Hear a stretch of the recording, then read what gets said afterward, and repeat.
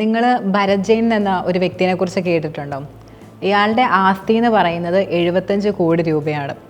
ഇയാൾക്ക് സ്വന്തമായിട്ട് 1.5 കോടി രൂപയുടെ 2 ഫ്ലാറ്റുകളുണ്ട്. 3 കടമുറികൾ വാടകയ്ക്ക് കൊടുത്തിട്ട് അതിലൂടെ ഒരു കടമുറിക്ക് ഒരു മാസം കിട്ടുന്ന 3 ലക്ഷം രൂപയാണ്.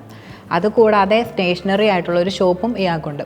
അപ്പം ഇദ്ദേഹത്തിൻ്റെ ഒരു ദിവസത്തെ ശമ്പളം എന്ന് പറയുന്നത് 75,000 രൂപയാണ്. അപ്പം ഇദ്ദേഹം കല്യാണം കഴിക്കുകയും കുട്ടികളൊക്കെ ഉണ്ട്. അത് കുട്ടികളാണെങ്കിലും ഹൈ ലെവലിലുള്ള പൊസിഷനിലാണ് ഇപ്പം നിൽക്കുന്നത്. അപ്പം ഇപ്പം ഇങ്ങനെ ഇത്രയും നമ്മൾ പറയുമ്പോൾ ഓർക്കും ഇയാൾക്ക് എന്ത് ബിസിനസ്സാണെന്ന് നിങ്ങളെല്ലാവരുടെയും മനസ്സിലും ഒരു ചോദ്യം വന്നിട്ടുണ്ടായിരിക്കും. പക്ഷേ ഇദ്ദേഹം ചെയ്യുന്നത് ബിസിനസ്സോ മറ്റൊന്നുമല്ല. ഇയാളൊരു ചെറിയ ജോലിയാണ് ചെയ്യുന്നത്.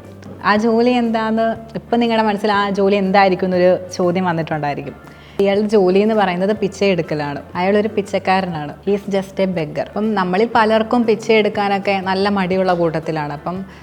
പക്ഷെ നമ്മളൊരു പിച്ചക്കാരൻ ആ ജോലി നമ്മൾ ചെയ്യുകയാണെങ്കിൽ നമുക്ക് എന്ത് ലൈഫിൽ ചെയ്യാമെന്നുള്ളൊരു ധൈര്യം വരും. കാരണം അത് ഓരോരുത്തരും അവരവരുടെ ലൈഫിൽ ഭാഗമായിട്ട് ചെയ്യുന്നതാണെങ്കിൽ പോലും, കാരണം നമ്മൾ പൈസ ഉണ്ടാക്കുക എന്ന ലക്ഷ്യത്തോടെ നമ്മളത് ചെയ്യാൻ നമ്മൾ തയ്യാറാവുകയാണെങ്കിൽ നമുക്കത് ലൈഫിൽ എന്ത് കാര്യം വേണമെങ്കിലും നമുക്ക് ചെയ്യാൻ പറ്റും. അതുപോലെ ഒരു എക്സാമ്പിൾ പറയുകയാണെങ്കിൽ, ഇപ്പോൾ കാസർഗോഡ് നിന്ന് തിരുവനന്തപുരം വരെ നമ്മൾ പിച്ചയെടുക്കാൻ പോവുകയാണെങ്കിൽ അതിലൊരാൾ 1 രൂപ വരെ വെച്ച് തരുവാണെങ്കിൽ നമുക്ക് തിരുവനന്തപുരത്ത് നമ്മൾ എത്തുമ്പം നമ്മുടെ കയ്യിൽ 4 കോടി രൂപ കാണും. കാരണം കേരളത്തിൽ 4 കോടി ജനങ്ങളുണ്ട്.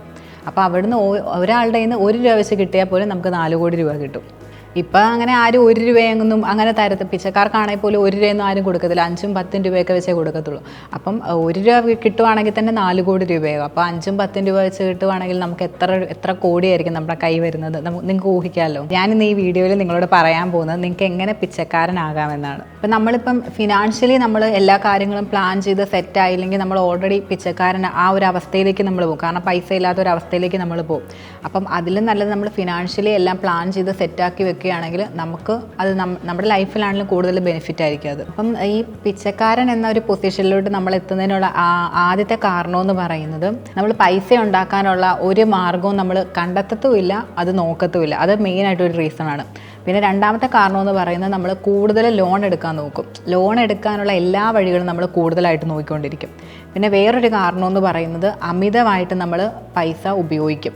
കാരണം ഇപ്പം നമ്മൾ സ്റ്റാറ്റസ് കാണിക്കാൻ വേണ്ടിയിട്ട് നമ്മൾ മറ്റുള്ളവരുടെ മുന്നിൽ നമ്മുടെ സ്റ്റാറ്റസ് ഉയർത്തി കാണിക്കാനും അങ്ങനെ പല കാര്യങ്ങൾക്കുമായിട്ട് അമിതമായിട്ട് നമ്മൾ പൈസ ഉപയോഗിക്കുന്നുണ്ട്. മെയിനായിട്ടുള്ള വേറൊരു റീസൺ എന്ന് പറയുന്നത്, നമ്മുടെ സ്കിൽസ് ഒന്നും നമ്മൾ മാക്സിമം അങ്ങനെ ഉപയോഗിക്കത്തില്ല. അതും ഇതിലോട്ട് നയിക്കുന്ന ഒരു പ്രധാന കാരണമാണ്.